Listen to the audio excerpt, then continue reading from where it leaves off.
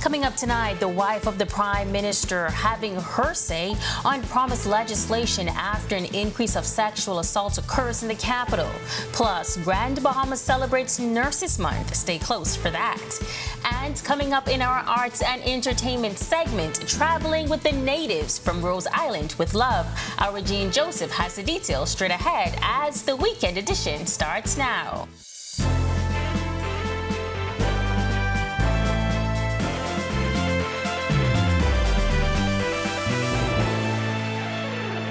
This is our News Weekend Edition. Thank you so much for tuning in. I'm Megan Shepard. The Minister of Health and Wellness, Dr. Michael Darville, leading a delegation to the 76th World Health Assembly in Geneva, Switzerland. This year's agenda will focus on non-communicable diseases, universal health care coverage areas associated with the pandemic, and antimicrobial resistance. The health minister also citing universal health care coverage as a major pillar of the Geneva discussions, as the intent is to have this put in place globally by the year 2030.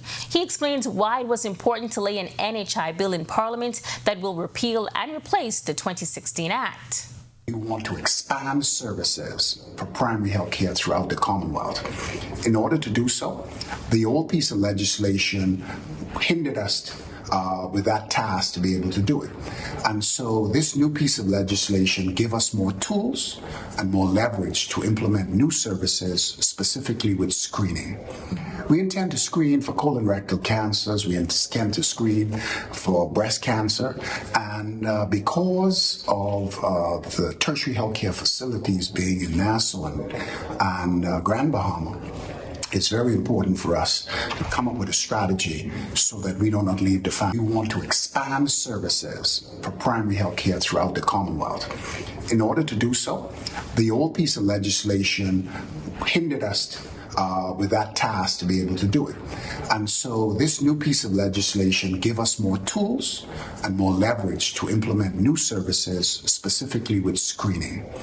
We intend to screen for colon rectal cancers, we intend to screen for breast cancer, and because of the tertiary healthcare facilities being in Nassau and Grand Bahama, it's very important for us to come up with a strategy so that we do not leave the family islands out. And so we will be doing diagnostic testing and other screening tests as part of the new NHI bill.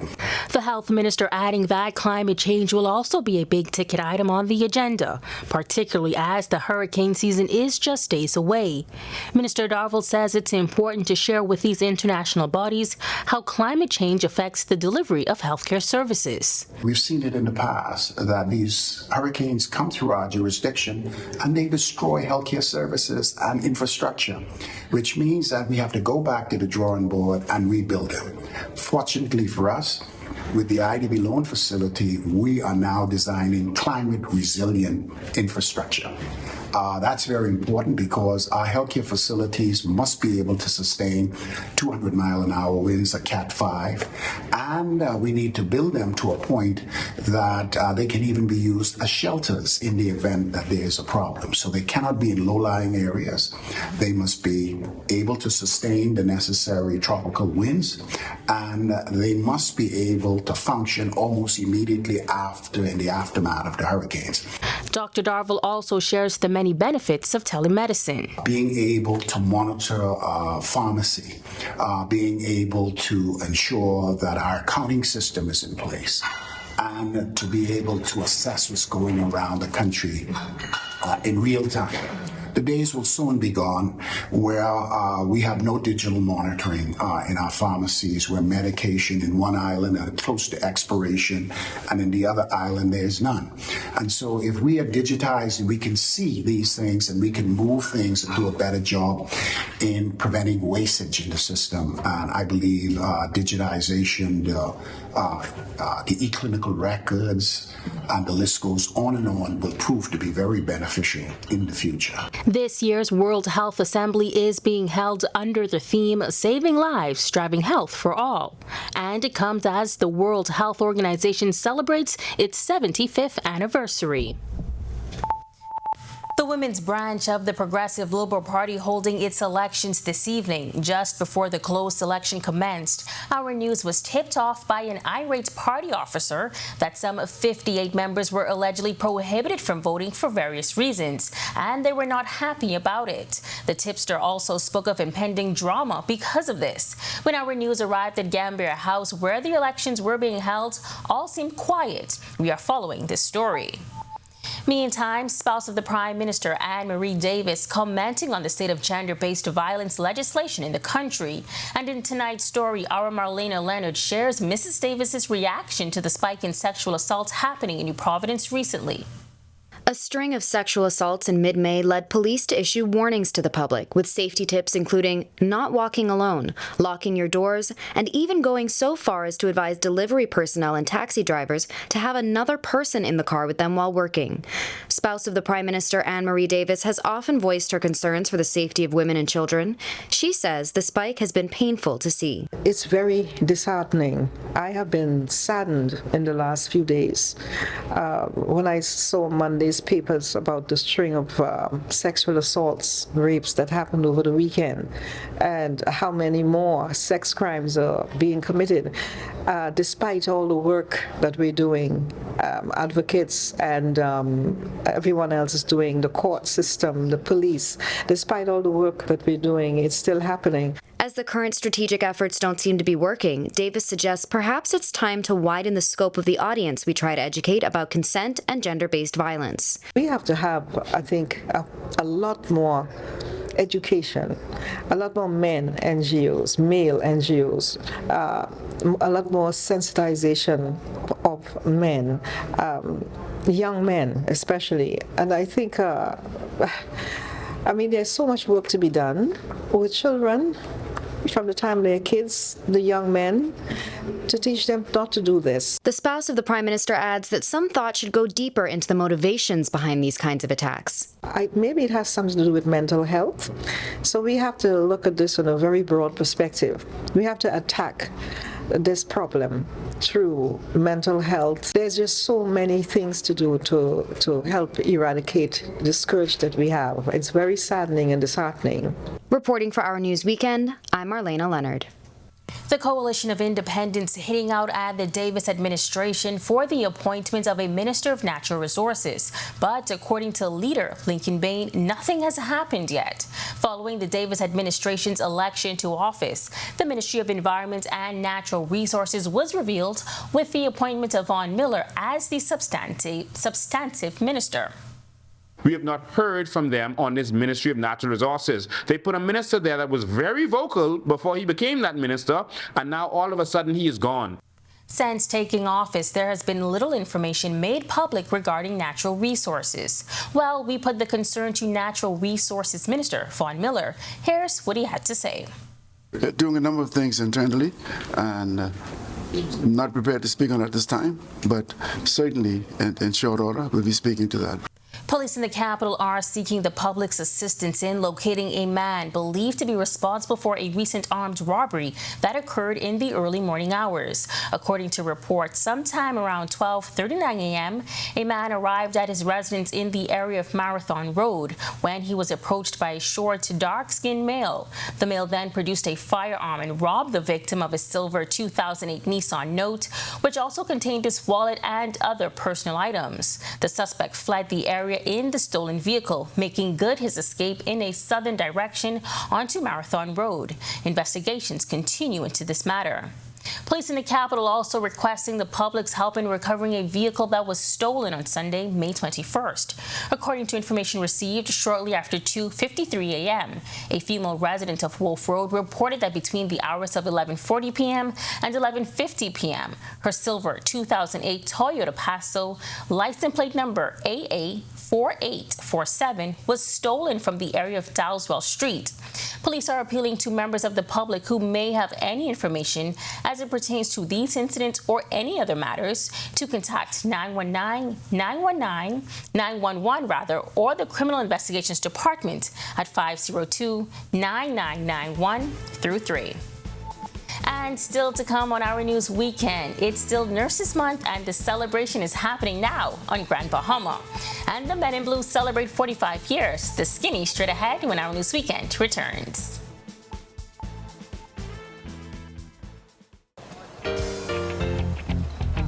It's your thing.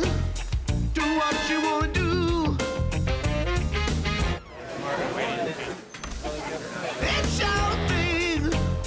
Do what you want to do. It's your thing. Do what you want to do. Shareholders are very happy. It's your thing. Do what you want to do.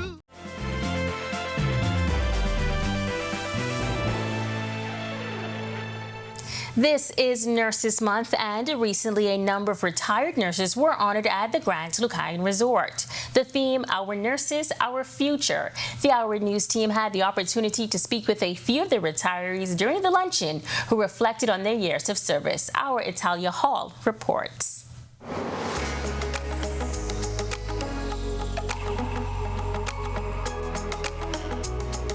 The nurses were celebrated during a special luncheon dedicated to retired nurses of the Grand Bahama Health Services. Winifred Humes Dawkins sharing that she was a nurse for some 40 years and her career has been rewarding. I've worked in all areas of the hospital and I enjoy taking care of my patients. And one of the things that I enjoy is to see the relative and the patients, how they laughed after they finished giving them their treatment. And it's just good to put a smile on people's face. These retirees say nurses should always be appreciated. After working so long in the health field, sometimes people don't even remember you. And some of the patients would come up and they would say, well, oh, you was my nurse and you did this and you did that to me. And then, they would think that I'm still in the field. But it's good to remember nurses for all the hard work that they have done, because I don't think that anyone could pay nurses for the health care and for the things that they have done to patients. Be there, you support them, you appreciate them, you encourage them. That's the best thing you can do for nurses. That as the ones who are leaders, take for instance when you come to work and you're short staffed, you take your tall cap off and you go and work. And that's how you show appreciation to them. Veronica Poitier was a nurse for some 43 years. After graduating, her career began in Grand Bahama, where she rose up through the ranks and became the principal nursing officer at the Grand Bahama Health Services. She also had this bit of advice for those coming into the field. Be the best you can be. If you're doing nursing, you are supposed to be caring for people. For me, when I did nursing, if I went home one day and didn't have a one-to-one interaction with a person to help them, whether it was to see a doctor, to ease their pain, or to tell them about a relative, I felt my day was incomplete. So my advice to nurses is go into nursing prepared to work, prepared to help others. Reporting for Our News Weekend, I'm Italia Hall. Thanks, Italia. The men of Phi Beta Sigma celebrated the 45th anniversary of their Delta Epsilon Sigma Chapter's charter with a breakfast and food donation in conjunction with First Baptist Church. The graduate chapter began with 5 brothers who returned to the Bahamas after graduating from Florida Memorial University. Chapter Secretary William H. Dean, a member since December 1968, says he is proud of the fraternity's growth and contributions to Bahamian society since its charter on Saturday, May 20th, 1978. Since then, I've seen Sigma grow from strength to strength. We started with 5 members, and now we have 700 members, and the chapter is growing every year, and we continue to make contributions in the community. We are great on service for humanity. It's up to us to help our brothers and sisters who are in need, because there's always somebody in need, and we try to do our best to help somebody in some small way or other. Dean says he is grateful for life and the opportunity to impact the country through the fraternity's work. I'm happy to still be healthy and active and be able to come out and inspire the younger brothers to also continue. If they see a child member come out who's much older than they are, come out and do service, I hope I inspire them when I'm dead and gone to continue to give service to humanity in the Bahamas. Phi Beta Sigma Fraternity Incorporated started on the campus of Howard University in Washington, D.C. on January 9th, 1914. Since then, the organization has formed chapters as far as Japan, Africa, and the Bahamas, where they chartered the first Greek-lettered organization on the campus of what is now the University of the Bahamas. And being your sister's keeper is top priority with this women's group, code words Dressed for Success. The details straight ahead. And Family Guardian celebrates Founders Day. Look out for the details when Our News Weekend returns from the break. Whether you're battling a chronic condition or offsetting a new injury, Doctors Hospital's comprehensive rehab services offer the help you need now. Go to doctors. 3 advanced facilities at Collins Avenue, Carmichael Road, in Cable Beach means your personalized plan for care is just a visit away. From physiotherapy to occupational therapy and speech and language pathology, our team approach is all about rebuilding together. For a full list of services, visit doctorshosp.com/rehabilitation. Doctors Hospital, trusted and best care now. Isn't your health worth it?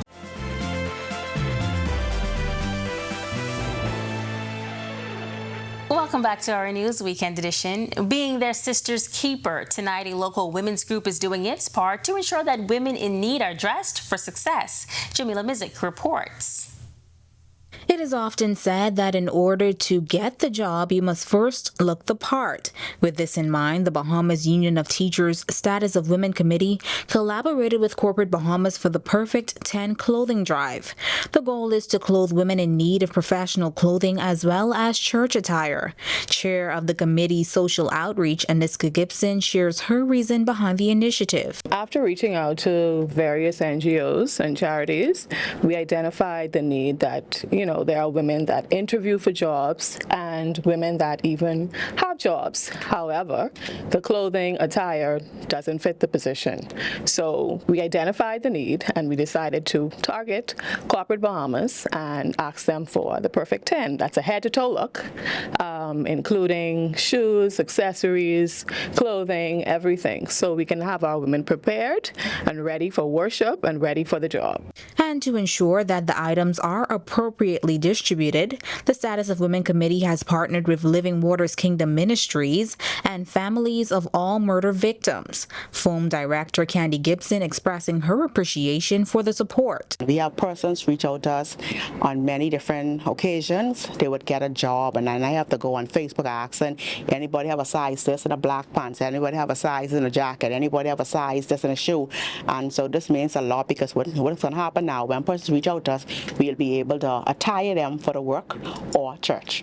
As for how the clothing items will be distributed, she says, once person will reach out to us, we have the needy and then we have the greedy. I don't want to deal with the greedy persons. I want to make sure the clothes get into the right hands of person who really need it, because we have some persons out here who really need outfits, and this clothing drive will do them such justice. So I want the needy persons, the ones who really need, you have persons, you would invite them to church. They don't have no church clothes. You have persons who apply for job. They don't have the proper attire to even come on an interview. So we'll make sure the right get in the right hands. Reporting for Our News Weekend, I'm Jamila Mizik. Great initiative. Thanks, Jamila. Family Guardian Insurance Company celebrating its 13th Founders Day this past Friday. President Glenn Ritchie says the company shuts down the offices across the country in recognition of the charitable Signature Day. That includes Eleutheric, Soma, Grand Bahama, where we have locations. They're closed for the day, and it's a day of giving, a way in which we give back to our communities in which we work, in which we live. And all of our staff, all of our agents, and even our board of directors, they join us. He shares the various ways the company makes a difference at charities across the country. They include the Down Syndrome School, where we're at now, Salvation Army School for the Blind, the Mary Ingram Care Center, Bahamas Red Cross, the Children's Emergency Hostel, and the Family Islands There's Crossing Rocks Primary School in Abaco, Rollville Old Folks Home in Exuma, and then in Freeport there's the Beacon School and the Reach Out Ministry. And this is a way we give back through our personalized, hands-on community service, and it includes repairs and improvements of properties. It also includes giving clothing, food to the homeless, a fun day full of activities for orphans, and also reading to the elderly and to the blind. So it's quite a number of different activities for over 15 different charitable organizations throughout the Bahamas. President of the Bahamas Down Syndrome and Friends Center, Cheryl Newell, says that Family Guardian embraced her organization 5 years ago and has been a great partner ever since. Every year they've been coming and interacting with our kids and our adults and providing lunch and just a fun day to let their hair down and also to show the community that they're engaged in what happens in the community. And they ask us what we need and if we need a donation or whatever, and they provide that for us as well. But it's just such a great time. She shares that while her efforts originally focused on those with Down syndrome, she has since expanded her efforts. We realized there were so many other challenges in the community, so we added "and friends" to our title, just so that we could embrace all different genres of challenges. We don't want to say disability because it's not a disability. It's just a chance for them to learn and take their time, The Day of Fun was hosted at Ty's Place. She shares the significance of the restaurant that employs 15 adults with special needs. I wanted to let the community know that our special needs adults that work here are capable. So what we do is we're bringing people in the community here to have lunch, and they're seeing our adults working in action and that they're very capable.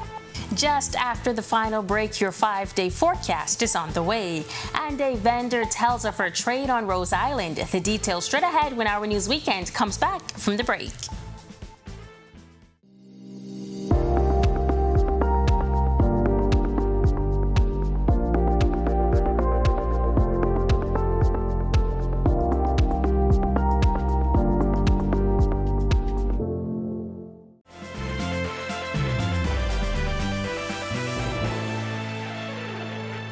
Welcome back. Henry Beston says the 3 great elemental sounds in nature are the sound of rain, the sound of wind in a primeval wood, and the sound of the outer ocean on a beach. With that said, here's the weather report to help you plan your week.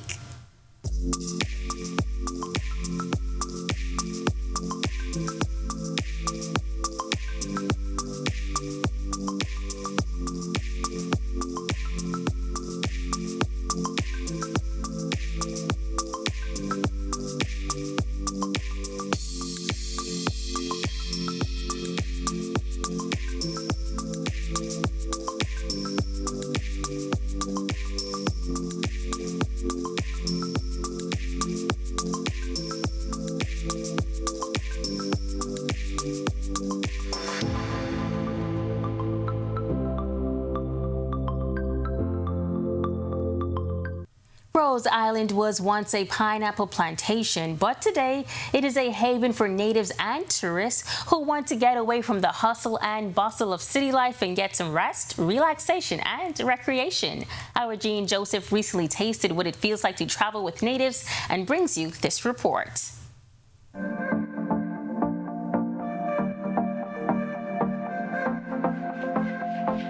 Naomi Wilson loves creating memorable experiences that residents and tourists can appreciate.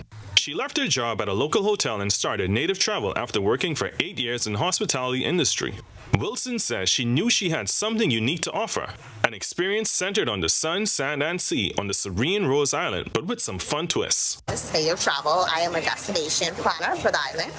Here on Rose Island, we have our Claire kayaks, where we go ahead and take guests over to the coral reefs that's nearby, as well as we do drone photography for our Claire kayaks as well. Native Travel offers more than water sports, creating experiences based on your preferences. We have jet skis, we have banana boats, we have private boats if you want to do some private boats, picnics, whatever you can think about, anything you do on this island, we do. So I'm a destination part, I do anything you can think about, I can get it done for you. Native Travel partners with the Plantation Bar and Grill so you can get your fill of food and drinks before or after you've had fun on the beach or in the ocean any day of the week. Plantation is the place to be. We have kayaks, we have paddle boards, we have floats as well, we have our luxury mats that usually are out in the water. I mean, who doesn't want to be a Plantation Bar and Grill? Because the food is amazing. Food is amazing here. I love it. I'm here every day at Beach Bahamas.